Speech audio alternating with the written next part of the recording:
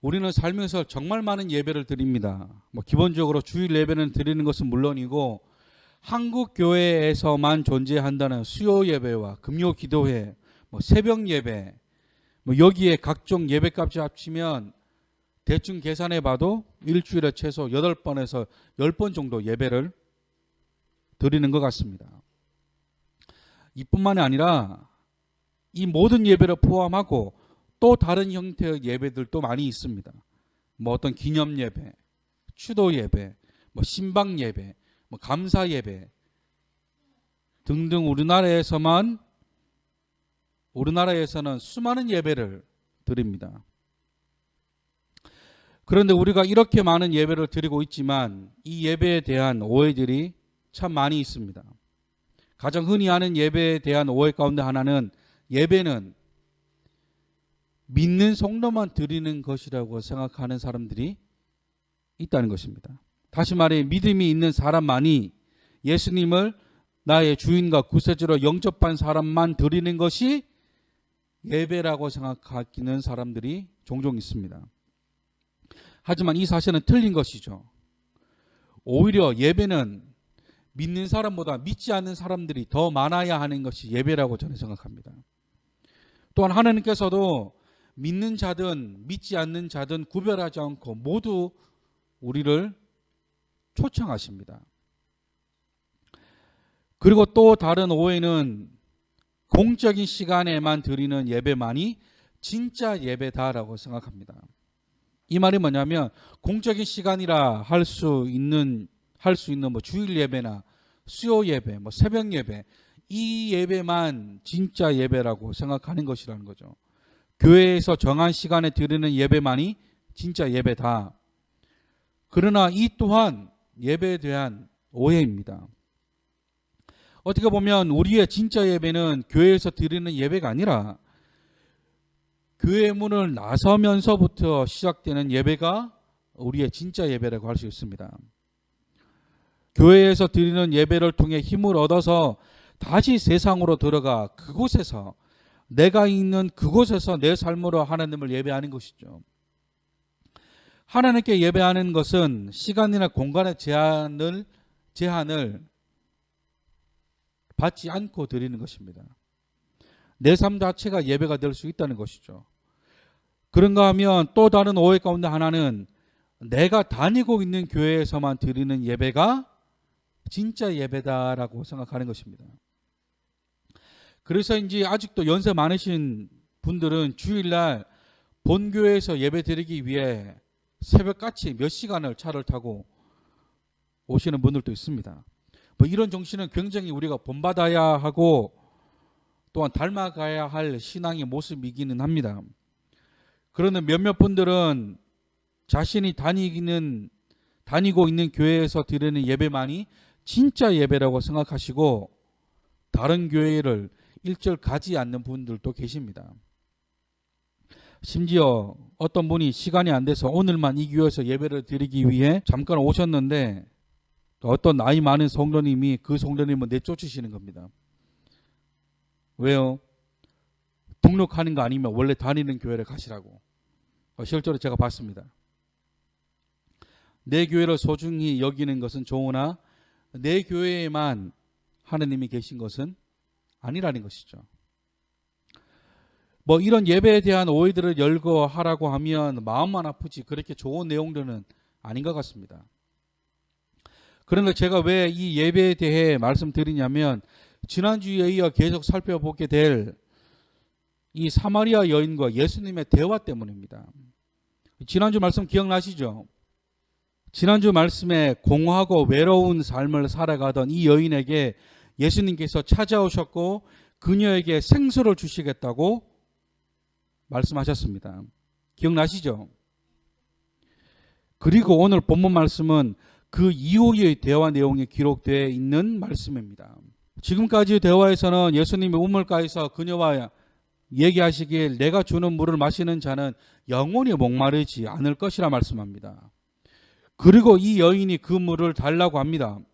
그리고 이어지는 오늘 본문의 말씀에서는 예수님께서 이 여인에게 남편을 데리고 오라라고 말씀합니다. 그러자 이 여인이 대답하길 남편이 없다라고 말합니다. 하지만 실상은 남편이 5이나 있었고 지금 남편도 진짜 남편이 아니었다는 것이죠. 아마도 결혼하지 않고 동거하고 있었던 것이 아닐까 싶기도 합니다.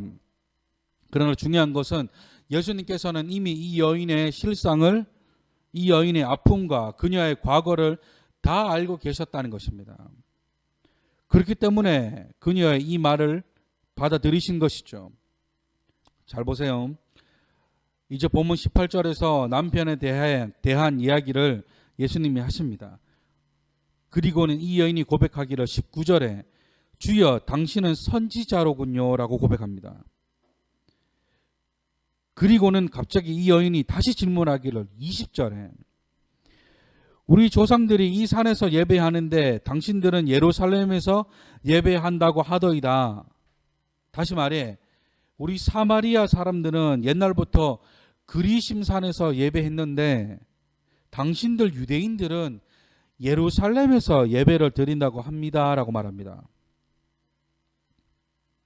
이게 무슨 말씀입니까? 되게 뜬금없이 느껴지기는 하죠. 이 여인이 예수님과의 대화를 통해 자신 내면 속에 있는 진짜 문제를 파악했다는 것입니다. 다시 말해 그녀가 예수님을 만나자 자신의 진짜 문제를 알게 되었다라는 것이죠. 이 말이 뭐냐면 자신이 이렇게 공허하고 외로운 삶을 살아가는 것이 남편을 잘못 만났기 때문이 아니라 예배에 대한 문제라는 사실을 알게 되었다는 것입니다. 뭐예요? 저와 여러분들의 삶의 문제도 그 문제가 진짜 문제가 아니라 우리가 지금 드리고 있는 이 예배가 문제이기 때문에 그 문제에서 생겨난 문제일 수 있다는 것을 아셔야 한다라는 겁니다. 다시 말해 내 삶에서 일어나는 그 문제가 내 삶 때문에 일어나는 문제가 아니라 내가 드리고 있는 이 예배 때문에 일어나는 문제일 수도 있다라는 것입니다. 지금 우리가 힘들어하는 이 삶의 문제가 삶의 문제 때문에 일어난 문제가 아니라 내가 예배를 잘 알지 못해서 생기는 문제 때문에 생기는 문제일 수 있다는 것입니다. 이처럼 저와 여러분들의 삶의 문제가 내가 볼 때는 내 삶이 문제인 것처럼 보이지만 하나님 보시기에는 삶이 문제가 아니라 예배의 문제일 수 있다는 것입니다. 잘 보세요.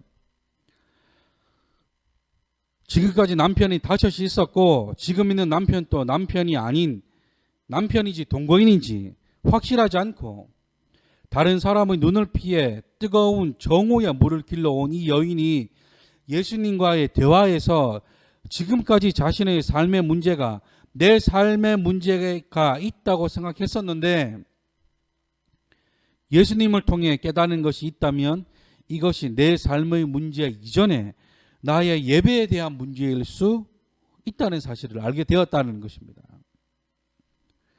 오늘은 예수님과 사마리아 여인의 대화 속에서 이 사마리아 여인뿐만 아니라 저와 여러분들도 오해했을 예배에 대한 예수님의 가르침에 대해서 우리가 살펴보기를 원합니다. 예배에 대한 예수님의 가르침 첫 번째는 예배는 장소의 문제가 아니라 대상의 문제라는 것입니다. 자신의 진짜 문제가 남편에게 있는 것이 아니라 예배에 있다는 사실을 안 사마리아 여인이 가장 먼저 예수님께 묻기를 이렇게 묻습니다. 본문 20절 말씀 우리 다시 한번 읽어보겠습니다. 시작. 이 산에서 예배하는데 당신들의 말은 예배할 곳이 예루살렘에 있다 하더이다. 이 여인이 질문하기를 요즘 말로 바꾸면 이렇게 될 수 있을 것 같습니다. 우리의 사마리아 조상들은 그리심에서 예배를 드렸는데 당신들 유대인들은 예루살렘에서 예배를 드린다고 합니다. 그러면 어디서 예배 드리는 것이 맞습니까? 라고 묻는 겁니다. 우리도 이런 생각들을 합니다. 꼭 교회에서만 예배 드려야 되냐? 야외에서 드리는 예배는 예배가 아니냐? 뭐 이런 생각들을 할 때가 있습니다. 그러자 예수님께서 대답하시기를 그 다음 절인 21절 말씀입니다. 예수께서 이르시되 여자여 내 말을 믿으라. 이 산에서도 말고 예루살렘에서도 말고 너희가 아버지께 예배할 때가 이르리라. 예수님께서 말씀하시기를 너희들이 예배하는 그리심 산도 아니고 유대인들이 예배하는 예루살렘도 아니다라고 말씀합니다. 뭐예요? 예배는 장소의 제약을 받는 것이 아니라는 것입니다. 예배를 그리심산에서 드리든 예루살렘에서 드리든 상관없다는 거예요. 뭐 대전에서 드리든 뭐 충남에서 드리든 뭐 대구에서 드리든 뭐 상관없다는 겁니다. 지하에서 드리든 뭐 지상에서 드리든 우리처럼 이렇게 작은 곳에서 예배드리든 화려한 시설을 갖춘 곳에서 예배드리든 하나님 보시기에는 아무런 상관이 없다는 겁니다. 그런데 우리는 예배의 장소를 아주 중요하게 생각할 때가 많습니다. 더 정확히는 교회의 모습을 성도의 규모로만 보고 그 교회의 수준과 가치를 판단할 때가 많다는 것입니다. 다시 말해 예배는 큰 교회에서 드리는 예배가 예배고 작은 교회에서 드리는 예배는 예배가 아니라고 생각하는 경향이 많다는 것입니다. 시설이 잘 갖추어진 곳에서 드리는 예배는 예배고 아무런 시설이 없이 그냥 모여서 드리는 예배는 예배가 아니라고 생각하는 경향들이 있다는 것입니다. 그러나 분명한 것은 하느님 보시기에 예배는 다 동일한 예배입니다. 그런데 진짜 중요한 것은 우리가 누구에게 예배하고 있냐라는 것입니다. 예수님도 말씀하시기를 너희가 아버지께 예배할 때가 이르렀다라고 말씀합니다. 아버지께.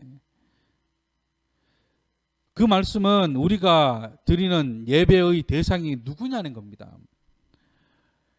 또한 예수님께서 사마리아인들의 예배를 지적하시기를 너희는 알지 못하는 것을 예배하고 있다라고 말씀합니다. 알지 못하는 것. 그렇죠. 알지 못하는 것을 예배하기 때문에 예배를 드려도 목마름이 있고 그 마음을 채우기 위해 수많은 것들로 그 마음을 채우려고 하는 것이죠. 채워지지 않는 것으로 채우려고 하니 계속해서 목이 마르고 계속해서 공허한 것입니다. 누구처럼요? 이 사마리아의 여인처럼. 예배가 채워지지 않으니까 남편으로 그 자리를 채우는 겁니다. 그런데 그것으로 채워지지 않죠. 보세요.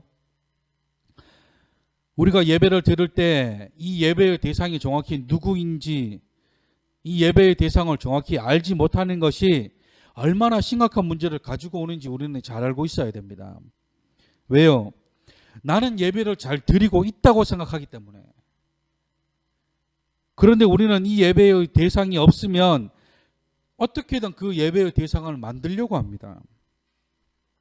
성경에서는 그것을 우상이라 부릅니다. 우상이라 하는 것이 뭐 특별한 모양이 있거나 눈에 보이는 것이 아닙니다. 하나님이 아닌데 우리의 예배를 받고 있는 그것이 우상입니다. 하나님이 아닌데 우리의 예배를 받고 있는 그것. 출애굽기를 보면 이스라엘 백성들이 금송아지를 만듭니다. 왜 만듭니까? 하나님이 보이지 않으니까. 출애굽기 32장에 금송아지 사건이 나옵니다.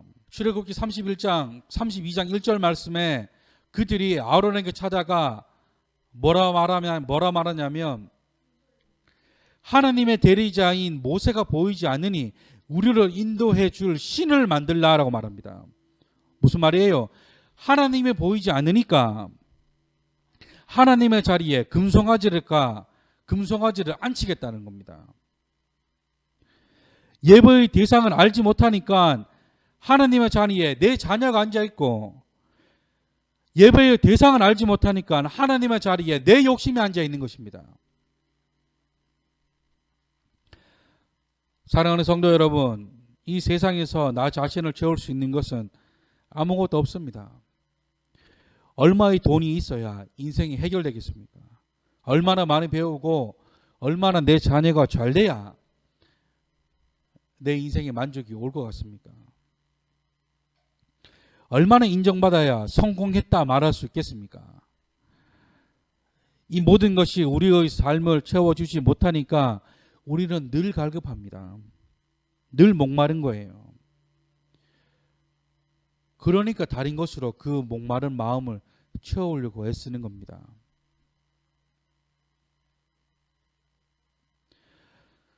저와 여러분들은 하나님만 예배해야 할 줄 믿습니다. 아멘. 그래야 우리의 삶의 목마름이 해결됩니다. 하나님의 자리에 하나님이 앉으시기를 주님의 이름으로 축원합니다. 그런가 하면 예배에 대한 예수님의 가르침 두 번째는 예배는 마음의 태도에 달려 있다라는 것입니다. 자, 따라합니다. 예배는 마음의 태도에 달려 있다. 우리가 잘 알고 있는 요한복음 4장 24절 말씀. 하나님은 영이시니 예배하는 자가 영과 진리로 예배할지니라. 아멘. 우리가 예배를 어떻게 드려야 하는지에 대한 해답이라 할 수 있는 말씀입니다. 여기서 말씀하시는 영과 진리로 예배한다는 것은 수많은 수식어들이 있지만 한마디로 정의하면 예배를 대하는 우리의 마음의 태도라고 할 수 있습니다. 태도란 어떤 일이나 상황 따위를 대하는 마음가짐 또는 그 마음가짐이 드러나는 자세를 가리켜 태도라고 합니다. 그렇다고 한다면 저와 여러분들은 예배를 어떤 태도와 어떤 마음가짐으로 드리고 있는지 저와 여러분들의 마음을 점검해 보아야 한다는 것입니다. 그냥 주일이니까, 그냥 예배 시간이니까 어떤 마음으로 예배를 준비하고 예배를 드리는지 하나님은 아십니다. 어떻게 해요? 하나님은 영이시기 때문에 우리의 마음과 생각까지도 다 알고 계신다라는 것입니다. 사랑하는 성도 여러분, 예배는 마음의 태도입니다. 따라합니다. 예배는 마음의 태도이다. 내가 이 예배를 어떤 마음으로, 어떤 마음의 태도로 가지고 드리든지 하나님 다음으로 나 자신이 가장 잘 알고 있습니다. 정말 정성으로 드리는 예배와 그렇지 못한 예배는 하늘과 땅 차이입니다. 뭐라 그랬어요? 예배는 뭐? 그렇죠. 마음의 태도입니다. 그 마음의 태도가 잘 갖춰져 있으면 그 태도가 내 몸으로 나오는 것입니다. 제가 예전에 교육부서 사역을 할 때 항상 청년들이랑 청소년들에게 항상 귀에 닳도록 했던 말이 하나가 있습니다. 이게 뭐냐면 따라합니다. 예배의 성공은 예배 10분 전에 달려있다. 다시 예배의 성공은 예배 10분 전에 달려있다. 예배 10분 전에만 와도 우리는 예배를 분주함으로 드리지 않아도 됩니다.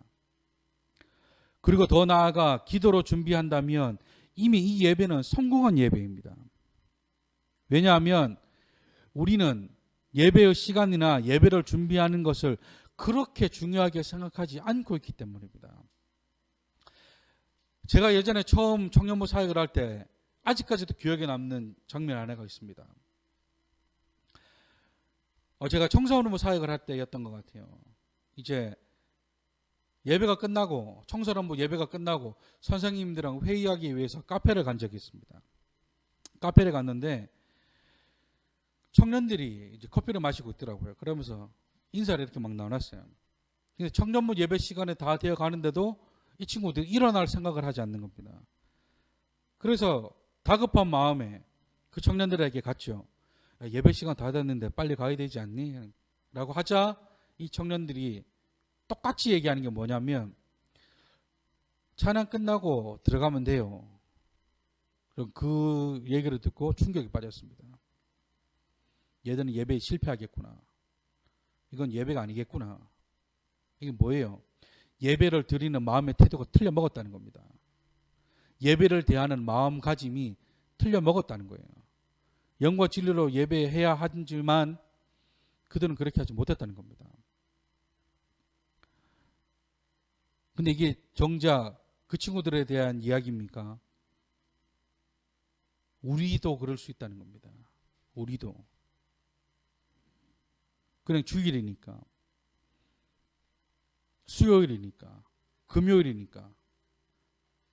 예배가 습관이 되어야 되는 것은 맞습니다. 그러나 예배를 습관처럼 드리는 것은 맞는 것이 아닙니다. 예배를 드리는 것만 집중하자. 예배를 드리는 마음이나 그 예배를 준비하는 정성에는 그렇게 큰 관심을 두지 않기 때문입니다. 그런데 하나님은 우리의 마음의 태도를 보신다고 말씀하십니다. 예배의 마음을 두셔야 합니다.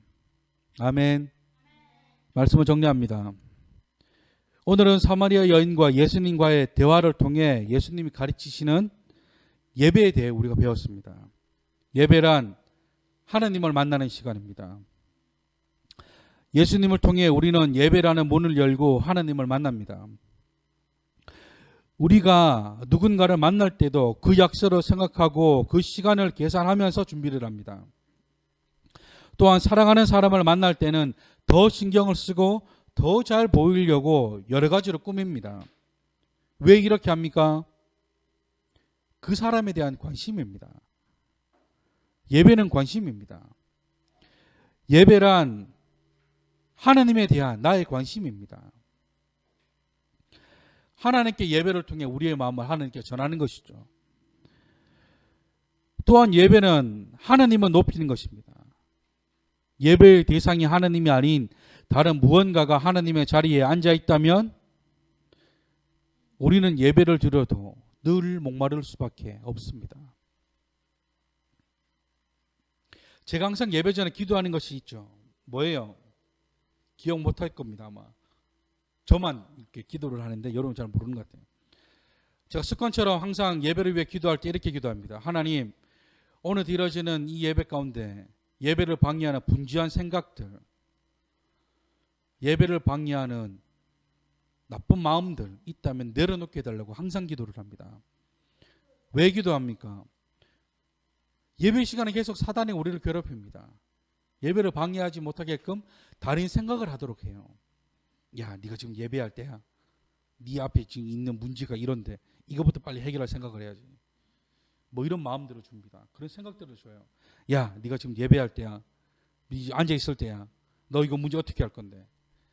예배를 방해하는 하나님의 말씀을 듣지 못하도록 계속 우리 마음 가운데 하나님이 주시지 않는 마음들을 줍니다. 네가 지금 말씀 들을 때야.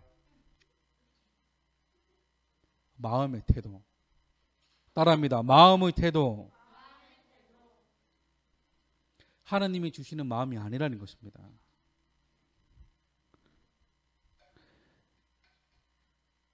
그렇기 때문에 하나님 앞에 우리의 모습을 점검해 보셔야 합니다. 아멘. 우리 시간에 이 찬양으로 하나님께 나아가셨으면 좋겠습니다. 나는 예배자입니다 라는 찬양입니다. 이 찬양의 가사와 같이 내가 서 있는 어디서나 하나님을 예배합니다. 이곳에서 바로 이 시간 하나님을 예배합니다. 이 찬양의 고백이 저와 여러분들의 고백이 되기를 소망하는 마음으로 우리 이 찬양 하나님 앞에 올려드리시겠습니다.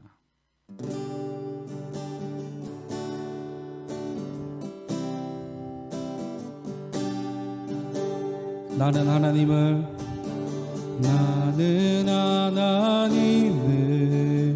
예배하는 예배자입니다.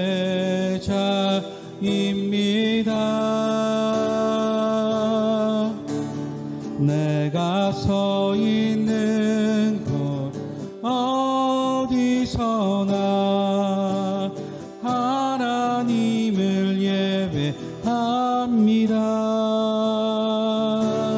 내 영혼 거룩한 은혜를 향하여 내 마음 완전한 하나님 향하여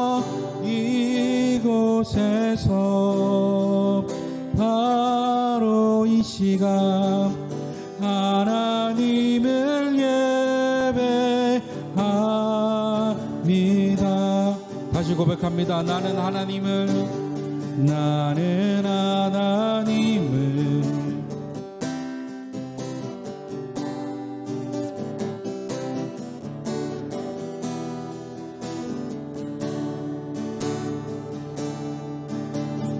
내가 서 있는 곳 어디서나 하나님을 예배합니다. 내 영혼 거룩한 은혜를 향하여 내 마음 완전한 하나님 향하여 이곳에서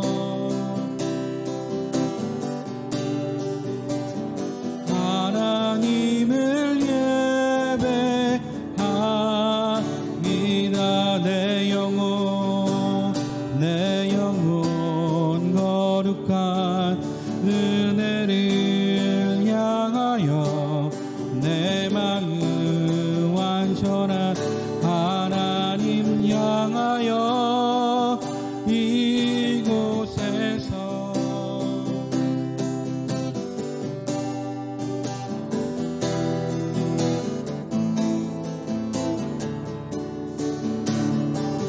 나의 평생에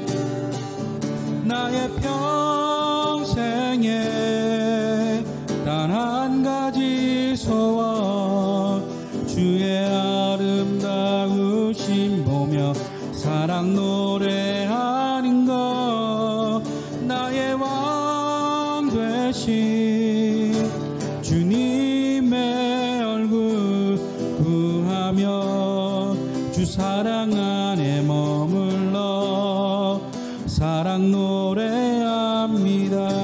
나의 평생에 단 한 가지 소원 주의 아름다우심 보며 사랑 노래하는 것 나의 왕 되신 주님의 얼굴 구하며 주 사랑 안에 머물러 사랑 노래합니다. 나의 평생에